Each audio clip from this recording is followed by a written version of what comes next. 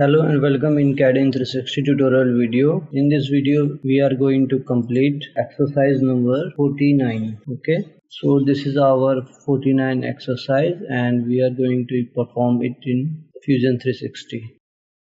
So first of all we will create this 2D profile and then we will extrude it to 10. So first thing is activate the sketch tool, then select the plane, and the next thing is draw this circle, outer circle of 245.5 dia. Okay, so this is 245.5.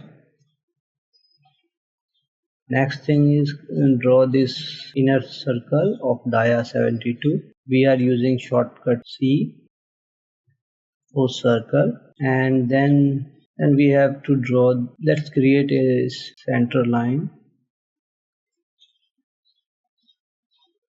Okay, make it construction line by right clicking on this and then selecting this or simply pressing X. Okay, so it is construction line. Now next thing is we have to draw this rectangle which has length 20 and width 10.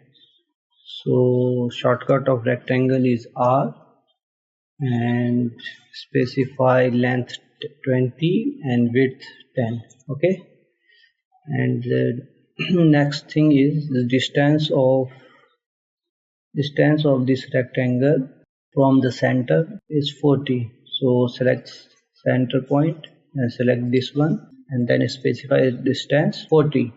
Next thing is we are assuming that it is at the center of this axis. Okay, so the width is 10, so we are doing its dimensioning. Distance from center we are considering 5, so it is in the center. Okay, next thing is we have to copy these two at a distance of 5. Okay, so first of all select this profile, then use shortcut M, or under modify you can select this M. Select this profile, then select create copy. Next thing is activate the pivot tool, then place it to desired place from where you want to calculate all the distances. So we want to calculate distance from this point and then uncheck it to fix it, and now specify the distance in X direction. So this is 20 and this one is 5. The gap between these two is 5, so 20 plus 5. So this point, this edge, this corner to corner distance will be 25. So we are specifying the value 25, then OK. Similarly, this corner to corner distance is 25. So again we are using same method, selection, then we will select the pivot to desired place, then uncheck to fix it. Now specify the distance, create copy, then specify the distance 25 and OK. So we have here 3 rectangle boxes at a distance from each other 5. This is 5.